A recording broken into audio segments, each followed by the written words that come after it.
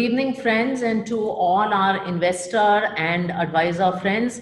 Welcome to another edition of Edelweiss Connect. This is a very interesting and special connect. And before I introduce our guest, I just wanted to introduce the concept of this connect.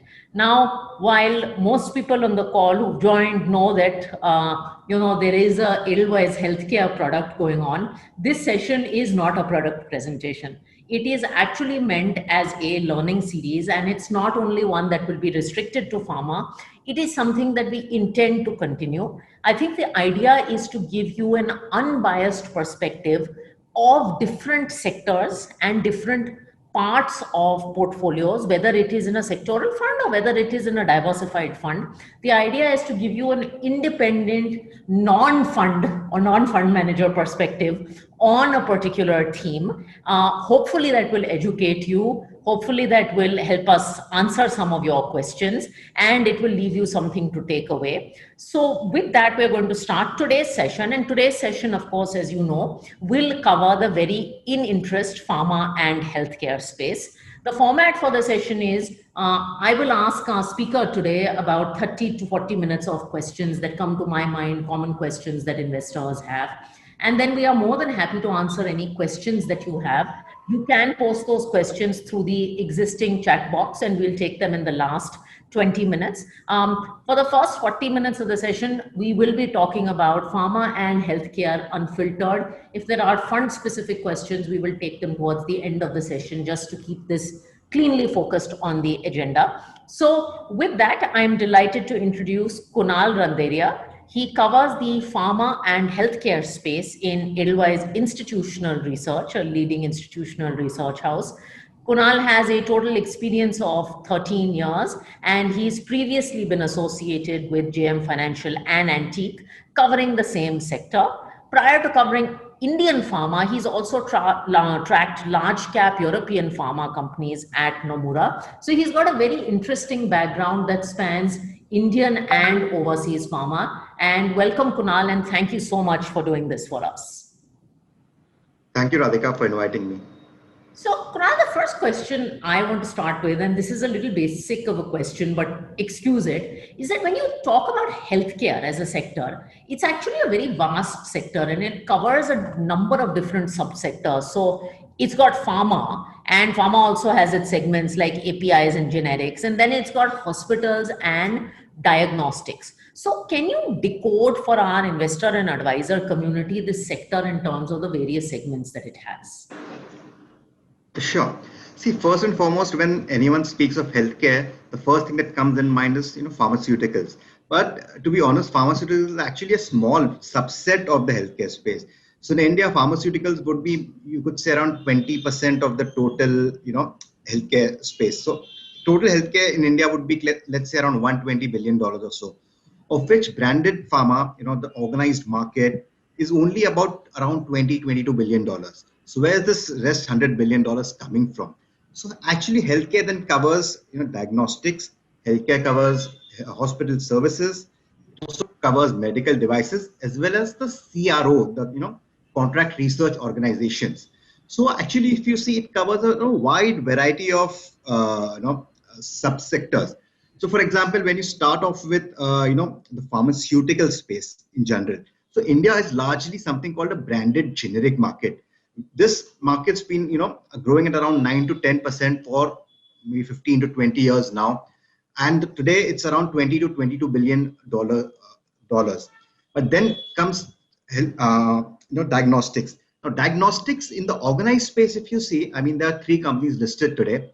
But this is a fairly big sector. It's over $10 billion.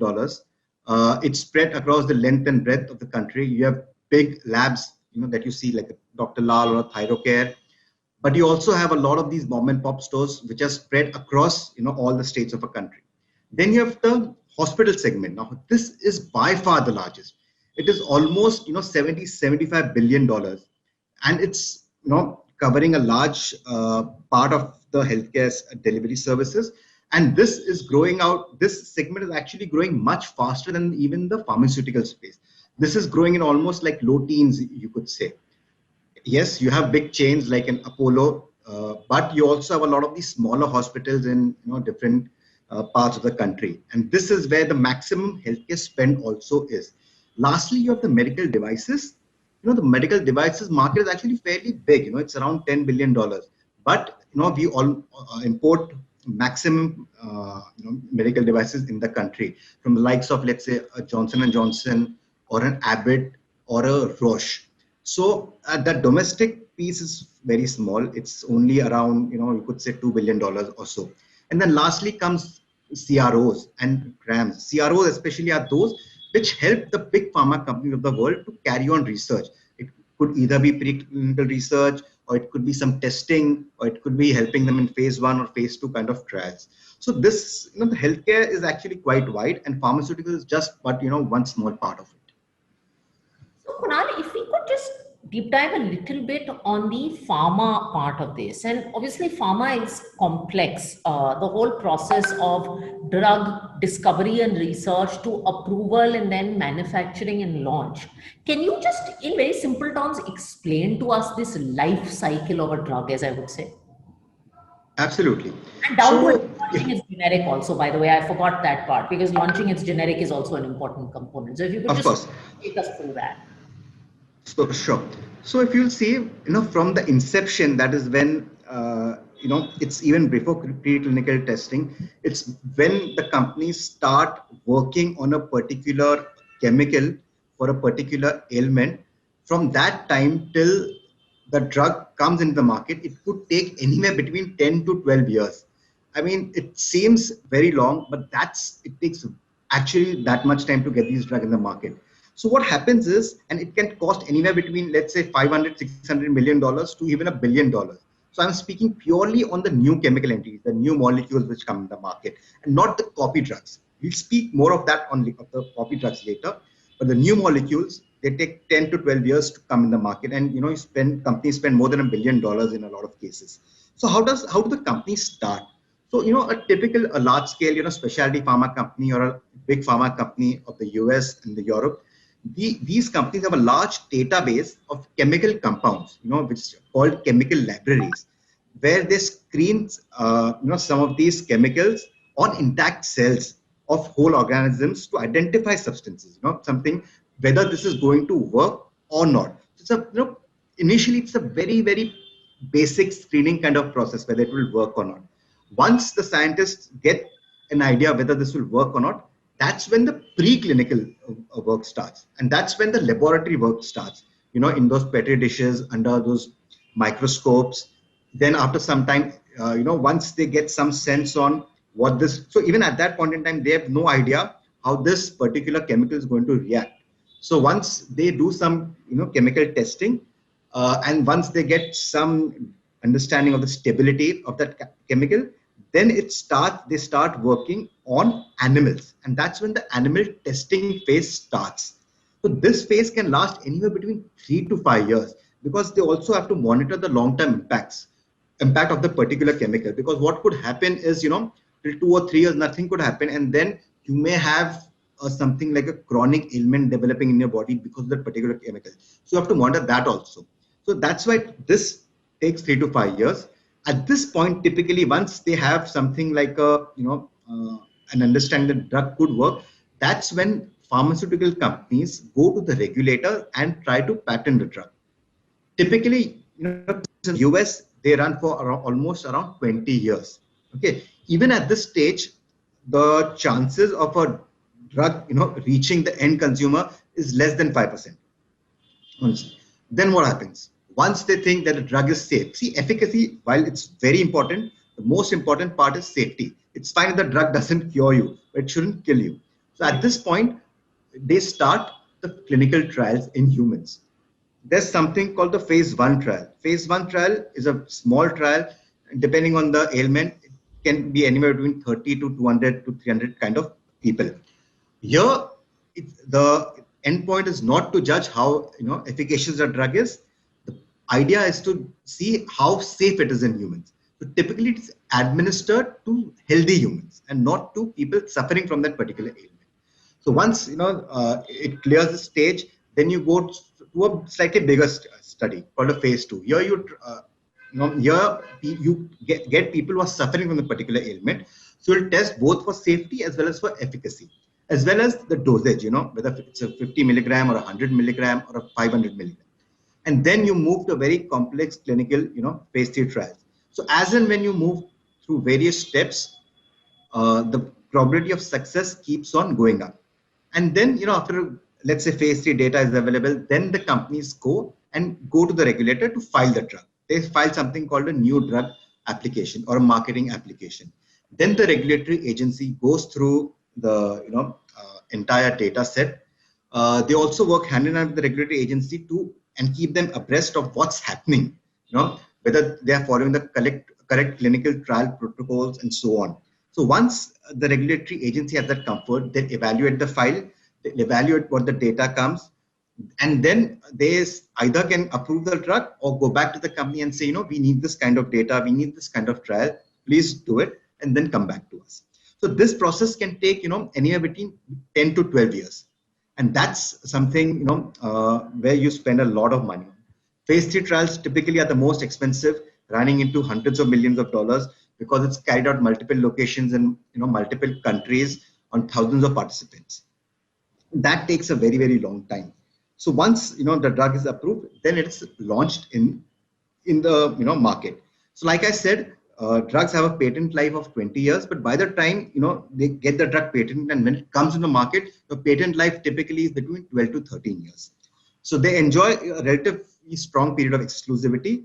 And then what happens is a lot of players from India, from Korea, from a lot of the or even from that same country, typical generic guys, then what they try to do is they try to reverse engineer the drug and come up with the copies as soon as possible, the generics. And that's where they file something called a para 4, where they try to either invalidate the patent or say that their filing is not infringing. So here their idea is just to ensure that they come up with a copy of the drug, a cheaper copy of the drug. So it could be cheaper by 25%, it could be cheaper by 95%, depending on the the whole competitive scenario. So Indian companies, whenever there are multiple launches, let's say more than 10 to 12 launches, you have seen drug prices fall by 95, 96% also in the US. And that's when the the life cycle of the patented drug ends and the generic life of the drug begins, and that can continue for perpetuity. That's actually very interesting. So if I were to summarize it, I mean, there's three sort of big parts to this. There is a research and trial process, a very, very long process. Then there is a period that the drug manufacturer has about 12 to 13 years under patent where he's selling the drug fully priced. And then, as you said, it moves into generic territory where people try to replicate the drug and prices of the drug. Industry is around generic. And this is my that India is a player in the world, very large. Just a sec, I think the background noise. Yeah. Okay, I think the background noise. Sorry, there was a little background noise. So, Kunal, my next question, and it relates to the generics thing you mentioned, is India is a world pharma market and a large extent. What do you help Indian pharma companies in achieving this? I mean, what is the edge that we as Indians have over other countries? Why are we in this state? I think that's a very relevant question, right? So among all the countries in the world, why is India almost like a pharmacy of the world, right? So for this, you have to sort of credit the Indian entrepreneurship, you have to credit the successive governments, and also the geopolitical situation. So let's go back several years. Let's go back to our independence time. So when we achieved independence in 1947, there were, we were completely dependent on all the MNC pharma companies to meet our drug requirements. It's almost like 95, 97% of requirements were met. Yes, you had Cipla in the market, you had Alembic in the market, but still we are largely dependent on MNC. And this continued for the next 25 years, right? Then what happened? So, since MNCs were sort of the only players in the market, the number of manufacturing units in the country were also stagnant, around 2000 to around 2200. In 1970, a very interesting thing happened. The Indira Gandhi government, they came up with the Indian Patent Act. Here, this was actually sort of a game changer. Here, what they did was, here they decided where, they barred all medical products from being patented in the country. So MNCs, which were used to, having a sort of almost a monopoly, they came under threat. MNCs were also asked to reduce their holding to less than 40%. So with this, and at the same time, the government started incentivizing the local players. So what happened with all this, right? Several homegrown companies found the courage to develop generics using their own processes. And this was also possible because, the product patents covering the drug, they're completely discarded and in favor of something called the process patents, right? So the endpoint is the same. It's just like companies, Indian manufacturers develop their own processes. This is the time when Indian companies started reverse engineering a lot of your, drugs which have been sort of in the market. Let's say an insulin, for example, or a warfarin. That's when they started to, backward reverse engineer the drugs. Then a lot of people got into it between 1975 to 2000. The number of units in the country went up from 2,500 to around 22,000. That's the impact this had. Another very, very important thing happened, in 70s. The drug price control order was introduced. Contrary to its, price control order, contrary to its name, what it did was, till 1970, the majority of drugs were under price control. In the 80s and 90s, a lot of these were deregulated, So around from 350 molecules being under price control, till 1994, only 75 molecules were under price control.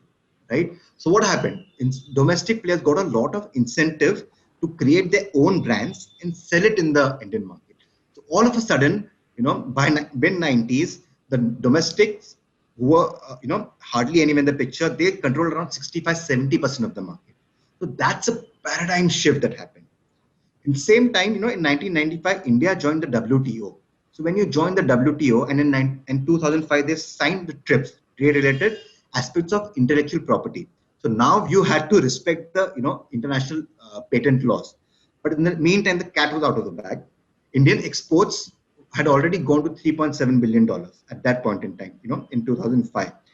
And a lot of Indian pharma companies, the big ones that you see listed today, they had become net exporters. That exports to US and Europe, typically the regulated markets, which are much more difficult to crack. And then they sort of, also started exporting to a lot of emerging market countries. So Indian pharma companies, because of some help from the government, fair degree of entrepreneurship, developed into a sort of a very mean machine, you could say. That's very helpful. So, Kunal, I'm going to ask you the next question, and I'm sure you've got this question a lot, which is coming to the price performance, not just of pharma, but of the Indian healthcare sector. Obviously, this has been a sector that has underperformed for, I think, about 3-4 consecutive years. And then there has been a phenomenal rally this year. When you look at it as a research guy, why did it underperform and what are the reasons for this rally sort of this year? What's happened? Sure. So, okay, the way I'll answer this question is, before the underperformance, there was almost a decade of outperformance, right? And why was that decade of outperformance in 2014? That's the reason that I outlined previously. Because Indian players became net exporters, they had a great branded business in India. And one thing you should keep in mind about the Indian, one word, if I want to describe the Indian pharma industry, is adaptability. So whatever the situation, they've adapted to it. So if you remember, between 2007 to 2012-13, we had something called a patent cliff in the US, where a lot of small molecules sort of went off patent. Indian companies identified those opportunities. They already had filings in place. And that's when the revenues, the profits, this skyrocketed, Till 2014, Indian companies were making, good margins over, almost like 25% kind of margin. The return on equity was 20% plus. So it was a dream run, right? And then what happened? Then the wheels started coming off. How did it start coming off? So first, I think what happened in 2012, 2013 was the Indian government expanded the price control in India. So overnight, where a lot of these companies were, almost sort of having a free run, almost like 20-25% of the portfolio came under price control. So that sort of dented the profitability a bit. Then what happened? In the previous years, they were growing at 25% plus in the US. Then you had something called a supply side pressure. It's purely, demand supply economics. Seeing a Sun Pharma or a Lupin make so much money or a Reddy's make so much money in the US, the smaller guys, something like you could say an Alembic, right? An Ajanta Pharma, a Strides. I could name a lot of these companies. They started to see US as a very good opportunity to expand to, right? So what happened? There were 7, 8 players servicing the US market. Today, then 20 players started servicing those markets. So you had a great supply plan. Then you also have demand. So in India, you sell products to distributors who then give it to chemists, and then you go and buy it. In the US, what happens is there are wholesalers who buy your stuff, and then at what price you should, the insurance company reimburses decided by something called the pharmacy benefit managers. I'll describe in detail later. But in the US, these people are the ones who buy from the pharma company and decide the prices. In 2014, 2015, the top 4 guys covered around 45% of market. In 2017, the top 3 guys covered 90% of the market. Right? So they tried to extract the maximum value. They tried to squeeze the manufacturers dry. So you see, pharma companies were in the midst of a perfect storm. You were already reeling from some price control in India. Then you had more competition coming in. And then at the same time, there was this buyer consolidation happening in the US market, right? If that wasn't bad enough, so India had already become, the biggest player. So by 2016 or so, Indian players were supplying almost 30% of the generic market by volume in the US, right? That's very big. That was second only to Canada. So obviously the FDA, risk also began, So obviously if you're supplying so much, they also want that the plants are spick and span, they're proper, they follow all international norms. So the intensity of inspections, increased. And a lot of companies which had been doing business the old way, they were caught unawares. So that again began a cycle of a lot of Form 483s, warning letters, a lot of big companies whom we had never got a warning letter in their lives, they got warning letters. So all these factors led to a sort of a bit of a derailment, for a period of 3 to 4 years. And that's when you saw, multiple derating, you saw some earnings coming under pressure and so on. So that's when, the things started going bad. As for the recovery, right? So, if you see from a stock price perspective, yes, the recovery happened in this year from March onward. But actually, from a purely fundamental, purely earnings perspective, the recovery actually began in May, June last year. So, the price erosion in the US that we have been speaking about, that was hitting almost like 10% in 2017. Last year, that started to come to mid-single digits, right? So almost like a 5% improvement, over the last couple of years. So that started improving. In the domestic market, yes, there was some volume pressures, but a lot of companies were getting good pricing benefits. So, you saw margins sort of, getting better. And what a lot of companies then realized is they had ramped up the R&D budget between 2010-11 to 2016-17. That you need to extract more bang for the buck. So they also rationalized a bit of the R&D budget. They rationalized some of the costs. They rationalized some of the geographies. So automatically your margins again started to trend upwards. So when the COVID pandemic hit, the Indian economy, the pharma companies were actually in a sweet spot because all the things that they had been planning, that sort of was seen in the results that you saw in March quarter and in the June quarter, and that obviously gave a fillip to the stock prices also.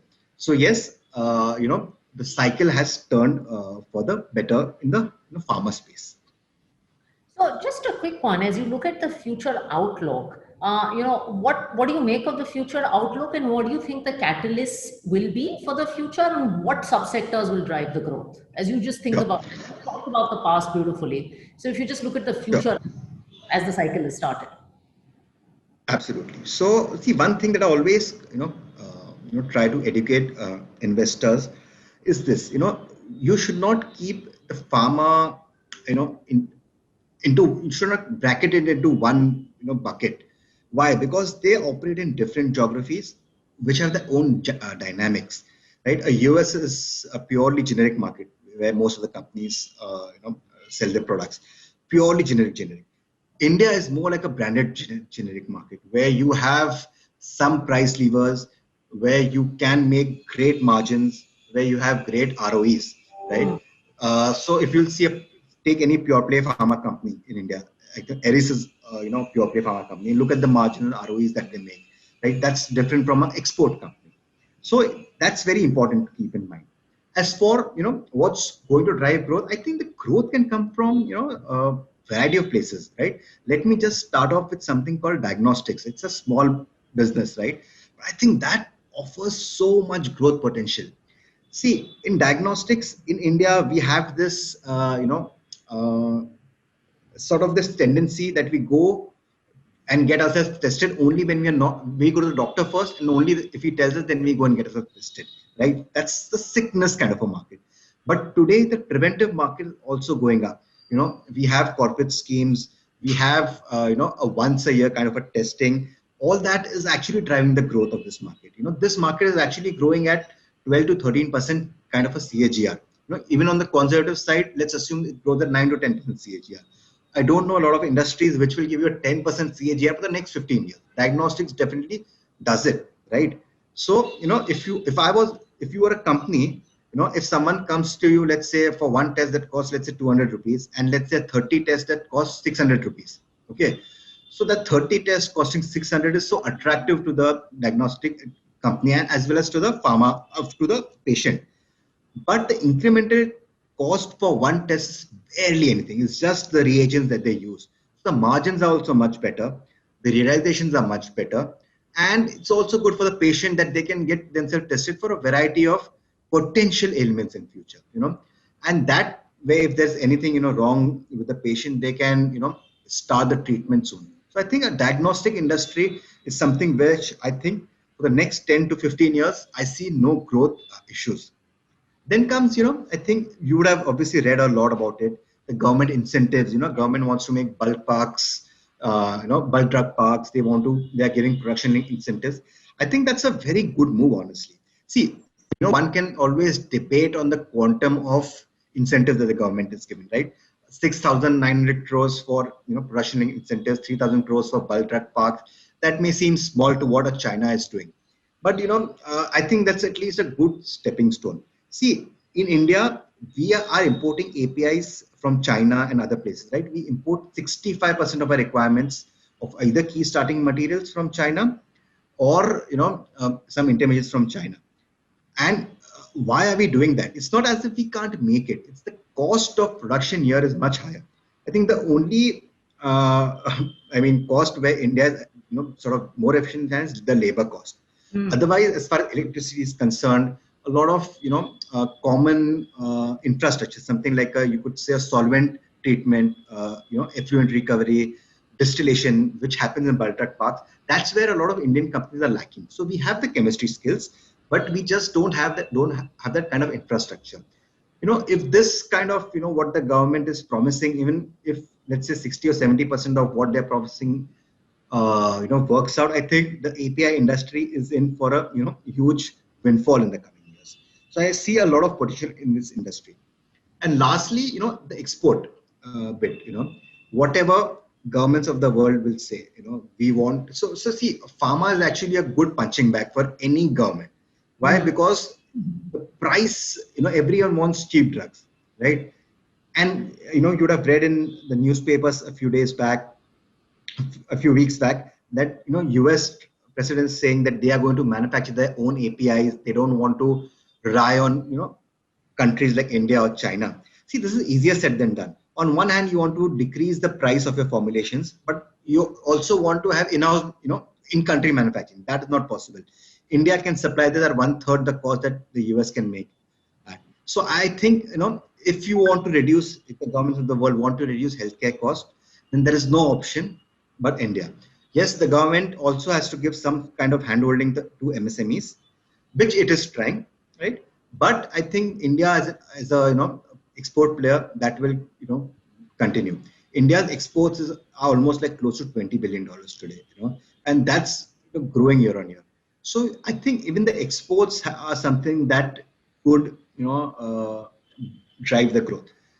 Lastly, government has also given incentive on medical sort of devices. Here, I am a bit more neutral, and I'm not as optimistic as I am on other, because there's a huge element of technology. Yes, what the government could do is probably give more incentives to the foreign guys to manufacture in India. Maybe something, set up something like what an auto industry does, right? Maybe Yeah. set up your manufacturing units here, and then you can supply to a lot of the emerging markets from here and save on shipment costs and so on. That is something that can be done. As far as the medical devices and all concerned, I think we are slightly behind the curve, and that will take us a few more years to even try to match up with some of the bigger US or European names. So actually, on that note, Kunal, if you just talk about world market, since you alluded to that, can you talk about sort of the world healthcare market and sort of what are the key countries that are contributing to that market size? And maybe spend some time on the US because clearly it is the largest pharma market in the world. Why is it large and how do you see that shaping up? Because you covered India again beautifully. So if you could just talk a little bit about the landscape of the world. Yeah, so I'll speak on the world. I'll quickly, in fact, so in the world, I think the EU five countries, which is top five European names like UK, France, Germany, the pharma market size is around 170, 180 billion dollars, and their healthcare, overall healthcare, they are close to almost a sort of a you could say $1 trillion. The European. The China market is $140 billion. It is the fastest growing market in the world, pharma market in the world. It's growing at around 7 to 8% kind of, run rate, probably even higher. It could go higher in future because a lot of MNC pharma are investing there, and people are moving away from the traditional Chinese medicine uh, to the more, modern medicine, so to speak. But the US was, is, and will remain the most attractive market. Why is that? See, US is a capitalist country, end of the day, right? European countries are slightly more socialist in nature, but US is purely capitalist. Why it is attractive? First and foremost, it's the largest homogeneous market in the world. So US is almost like 40 to 45% of the global healthcare market. The US healthcare market is, $3 trillion. They spent around 17 to 18% of the GDP on healthcare. No other country spends this much, right? Out of this 3 trillion, almost like 1.1, 1.2 trillion is on healthcare services. Prescription drugs is just 358 or 380 billion dollars, and generics would be, let's say, 80, 90 billion dollars of that. So US is a very, big homogeneous market. Number two, and a very important point is it's a free pricing market. See, in India, if you want to raise your prices of drugs, so you can only, for price control drugs, you can only raise it, as per the WPI data, the wholesale, inflation index. For non-price control, you can raise it up to maximum of 10%. In US, that's not the case. In US, you can raise it by 5%. You can raise it by 200% also. A lot of companies have done it. Raise the prices by 200%, 300% overnight. As long as you don't collude with other generic manufacturers, right, or other pharma players, you are free to do it. Legally, you can do it.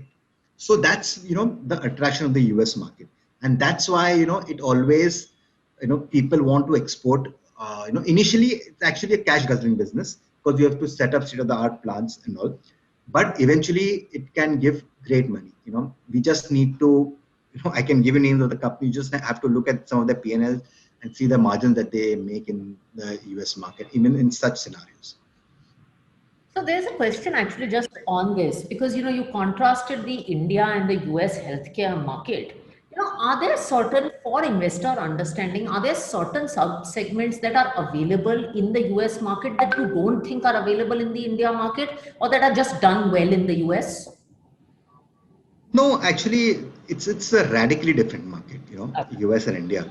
So our market is largely branded, So let's say, we have a headache, or we have a light, you could say temperature. What do we go to the chemist? We ask for a Crocin, right? We don't ask for a paracetamol. So ours is a very, very branded market, right? And there's a reason for it. In US, I mean, the regulatory standards are so high that 20 companies making the same molecule up, those molecules are perfect substitutes of each other. That's how it should be. In India, since our regulations are not very strict, you wouldn't know if you're having a paracetamol of a smaller player which you haven't heard of, whether it actually does the work or not. So, there is a big difference. That's why Indians stick to brands. Given the fact that a lot of the factories are located in the SEZs, a brand is also not very expensive if you compare to a lot of regulated markets. The branded market, it's a generic market, pure generic market. You go to the pharmacy over there and they'll substitute your drug with the cheapest, brand that they have. Secondly, is that there is obviously a very, very large $300 billion kind of a prescription drug market, which the Indian companies are barely scratching at the moment. Yeah, you have a couple of big Indian players like a Sun or a Lupin, which are a part of it, but they have barely, had a sort of a toehold there at this point in time. So, that's a difference. Secondly, the pricing that we discussed, how it's different. What is actually different in the US is in India, a large part of our spending is still out of pocket. Okay. Or even if, let's say there is insurance or private insurance or public insurance, what we need to do is we have to, in the hospital, we just give our details, whether it's a cashless or something, and then they sort of, negotiate with the insurance company. In the US, insurance companies have outsourced this something, to something called the pharmacy benefit managers. And pharmacy benefit managers actually a massive, massive market. Pharmacy benefit managers are the ones who actually negotiate on behalf of the insurance companies with the pharmaceutical companies, right? So let's say a list price for drug is $1. They'll go and negotiate and say we'll pay not more than 40 cents or 50 cents. That's what their job is. And then they tend to pass on the savings to the insurance companies as well as to the customers. This market is close to $500 to $600 billion, in the US. So this is something which is very, unique to US. It's not really replicated in the rest of the world. This is something also in the crosshairs of the regulators. It's not there in India, and I don't really see it mushrooming in India, honestly. So my last segment, Kunal, is about sort of investing because a lot of investors are looking at this as an investment opportunity. Having studied this space, would you be doing investments in India healthcare? Would you be doing US, or how does the combination of US plus India look to you? So I would, say, if I'm a slightly more conservative investor, I would park a large part of my money in the domestic, healthcare space, because we do have, good healthcare companies here in India who which match international standards. But at the same time, what the US healthcare also gives you is an element which is slightly unpredictable, but also the risk reward the reward can be humongous in the US, right? Because since it's a free market, it's a patented market, so a lot of molecules can, definitely come overnight. Like I said, the healthcare services market is $1.2 trillion. While everyone wants to reduce the healthcare cost, in the US, that cost, hasn't come. So I think in the US, you will see, the healthcare names continue to do well. It could be pharma names, it could be PBMs, it could be, even some of your pharmacies. So, there is a great element there. So, whenever there's a prescription OTC switch, that's also a very big market in the US. So US is the biggest healthcare, name in the world, and it covers the entire, healthcare, unlike other countries, entire healthcare basket. So there are, I am sure, a lot of interesting names which can, be good investment opportunities for the long term. So my last question to you, and then we have a lot of investor questions. So the last question to you is that if you had to advise investors, what are the things you would keep in mind when investing in healthcare? So in healthcare, see, one has to be slightly more cognizant of the fact that not all companies or subsectors are same. So like I said, a US could be a cyclical kind of a market, but an India market is more like a structural kind of a market, right? So in US, you are seeing that after almost a decade of honeymoon, you saw 4 years where the companies are struggling, automatically became better. So you are coming out of the cycle. So I guess in the healthcare, you have to be cognizant of the fact that yes, there something could happen which could sort of, make your investments look bad for a month or two or maybe a quarter. But again, healthcare is such that one good drug, one good quarter, and then again your investments can tend to again reverse just as quickly. So one needs a fair degree of patience when you are investing in healthcare. So that's why the risk reward can be a bit non-linear, so to speak, unlike maybe something like consumer kind of business where the returns are linear, but again, it can beyond a certain point of time, you just can't keep on parking more and more money. It could be for valuations, it could be for sort of, discretionary demand. This is a non-discretionary market. It could have a quarterly blip, but in the long run, the demand for quality healthcare services will always be very high. So terrific. So I'm going to start by taking a couple of investor questions. And if you have any questions, please post them on the chat window. After taking the questions on the sector, I know there are a few questions on the fund. So Deepak Jain, who heads sales, has also popped in to help you with the fund questions. We'll do that at the end. Kunal, a couple of questions I'll take quickly. One is that is health insurance part of healthcare, or do insurance stocks actually, do the listed insurance stocks in India, do they behave like BFSI stocks or do they behave like healthcare companies? And we were discussing this actually before the call. Incidentally, it came up from a couple of investors. Okay. Yeah, now I would say that it doesn't, I mean, their fortunes need not mirror the pharma, unless there's a sort of a, pandemic or something, then, like we are in the midst of now, right? When the claims, shoot up, when there are sort of, government restrictions on pricing of, hospital services, that's when, you could see them going hand in hand. Otherwise, healthcare is more like, health insurance more like a sort of a defensive kind of a mechanism where you would like to pay for a peace of mind. So it's not really bothered by what's happening in, whether drug prices are going up or going down, or hospitals are actually, are coming under price control. See, because hospitals link is with the regulator and not really with the insurance. So obviously they would like the, more insurance customers coming, because that's the most sticky business, for them. But there is no real parallel, I would like to draw away, honestly. Okay, the second question is one of the terms that's in the news these days is biologics. Can you quickly explain biologics and where does India stand in biologics? Do we really have differentiated products in this space? Yeah. So first we need to understand what are biologics and what are biosimilars, right? So biologics are typically complex substances made from living cells, right? So, the drugs that we have in India today, that we get from a chemist, those are chemicals, right? Those are not made from living organisms. Biologics are made from living organisms. They are much, much more complex in nature. They are made in bioreactors. The manufacturing process stuff, getting sterile APIs, that's also, a bit of a complex procedure. So it's a fairly complex. So typically, let's say a small molecule would have a chemical formula of, let's say, C20H80.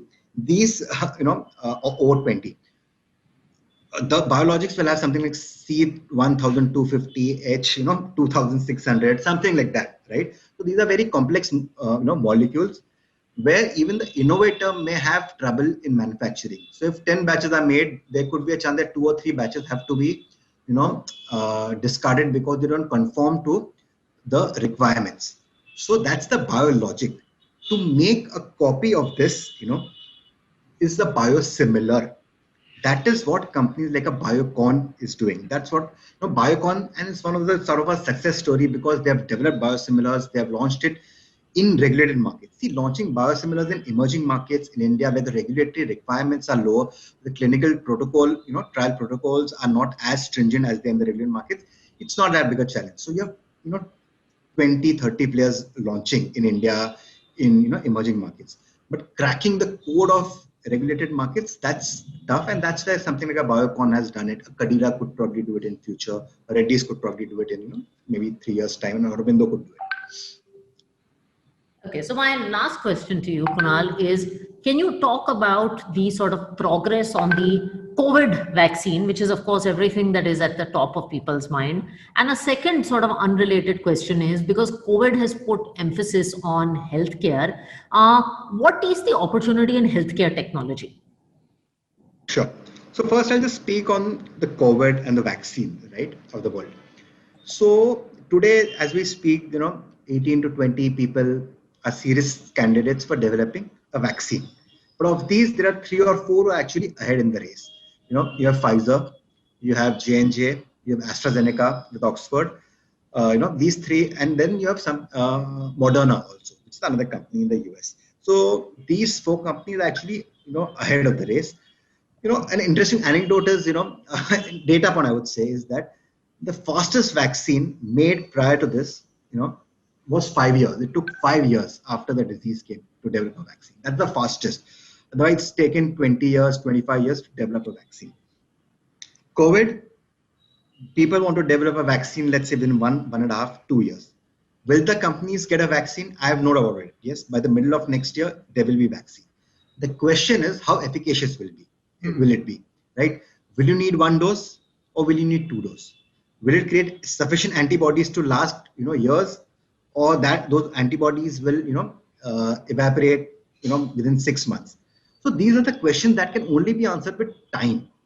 So I think, you will see some vaccines, phase 3 trials are being conducted. Rigorous trials are being conducted in US with more than 50,000 kind of patients. So I have no doubt that maybe early next year, middle of next year, to be on the safer side, you will have some vaccine, coming out. The question is how efficacious will it be?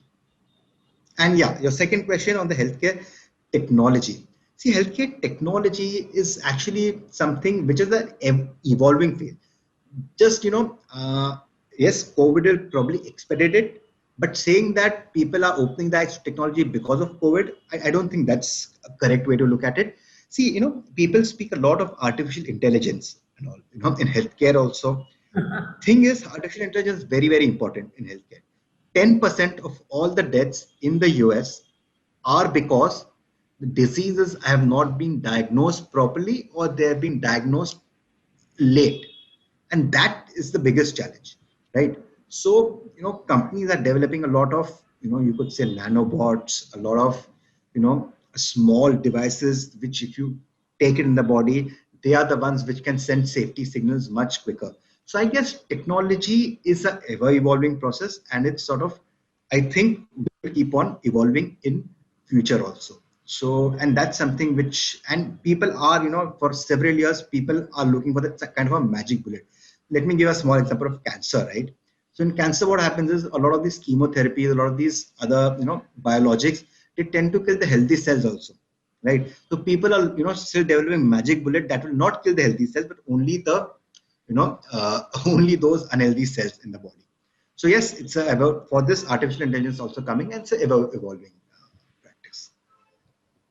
Great. So thank you so much, Kunal. I think from macro to molecule, you covered everything. I think there are a few questions on the fund, which I will have to answer. So I think Deepak Jain has kindly stepped in. Deepak, if we can see you on video. I'm just going to direct 3 questions that have come into investors, from prospective investors and advisors to you. One is, can you please describe the product on offer quickly, what sectors index, and what the composition is, if you could do that for people. So thanks a lot, Radhika. It's a very simple structure and a simple product. It's an India dedicated healthcare fund to start with. So if you want to capture the Indian themes that Kunal so very beautifully described, whether it is pharma, API, CRAMS, biotechnology, so on and so forth, everything is available. We will invest in top 25 companies by market cap in India.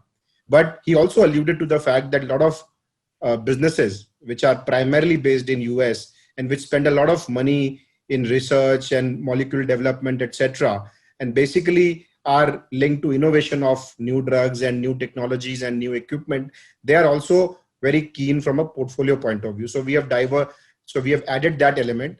So when you give us 100 rupees, 70 rupees gets parked in the Indian healthcare structural theory story, and the 30 rupees gets parked to companies which are primarily listed in US but are dedicated in the field of drug innovation, technology innovation, so on and so forth. And in total, comprising of 45 stocks, 25 domestic, 20 global. This is how the product gets constructed. The index is provided by MSCI. It's a world's largest and most renowned index provider, providing services for last 5 decades. The Indian AMC industry is as old as MSCI, with only one mutual fund being there 5 decades ago. So that being said, this is a very simple passively managed product where 45 stocks of the both domestic as well as world's best companies combine to give you the exposure that you are seeking. Okay, so the second question, Deepak, for you is how people should think about investing. What's the time horizon? Where in the asset allocation should it fit? And SIP or lump sum or both? What's it appropriate for? Yes, it's a very important question, and people do ask about this question. When we discussed it with Harshad and other people who are familiar with the healthcare story, they believe that this product is getting launched at a time which is very opportune from a structural investment thesis point of view. So people can park a large sum of money, lump sum. But yes, there is a one big uncertain event which is pending, which is US election, and there could be some volatility which can get linked to it. So one can keep some powder dry, but not wait for too long. Otherwise, it could be a very, very dragged kind of a investment process. So we truly believe that maybe in 2 or 3 installments, people can invest, or even can invest lump sum directly, though we offer both lump sum and SIP options, as we always do. How would you think of this in the asset allocation of the client? Is it a core asset allocation? Is it a satellite asset allocation? That's a question people ask a lot. How do I fit this in my asset allocation? See, I can give you an answer which actually will suffice both the arguments, whether it's a core one or it's a satellite one. I think it's a best left to advisors and investors, but it has to be a little structural and long term. So if a portfolio is getting constructed where the money is getting parked for 5 to 10 year kind of returns and good solid returns, I think this should form part of structural portfolio rather than tactical portfolio. It is not a tactical play. So I think if you address the question from structural versus tactical, it's a better solution rather than looking at core or satellite. And I think that's very important because Kunal also, when he talked about the drug discovery life cycle, he talked about the fact that this is a very long-term asset class. Okay, so the last and practical question for you, Deepak. People want to know a little bit about the fee structure, the load structure, because it's also the first passive index funds. There are not too many of these in the market, and how they can buy it. So 2 questions. One is fees and the other is load. It being a passive fund, we did not feel any need to keep any exit load. So there is no exit load. People can come and go as and when they want, but we encourage people to come from a medium to long-term perspective. From a fees perspective, it's capped at 1% from a regular plan and 40 basis from a direct plan point of view. This is as low as it gets to a product which is so well diversified. You're capturing best of 45 businesses and you're getting the best index provider as an MSCI. So I think from a cost point of view, it's a very moderate cost product. Terrific. So thank you, Deepak. Thank you, Kunal. Kunal, it was a delight to have you. I certainly learned a lot. I feel a lot more educated about pharma after this conversation.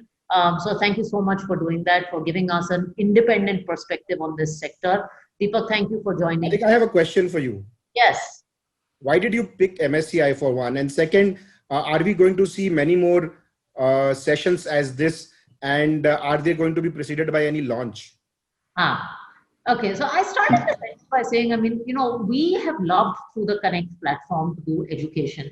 And it's not just investment education. Some people have heard Viswanathan Anand on this platform and Monish Pabrai on this platform and Guru Gaur Gopal Das on this platform. So the idea is to do, and we are certainly not launching a chess or spirituality fund.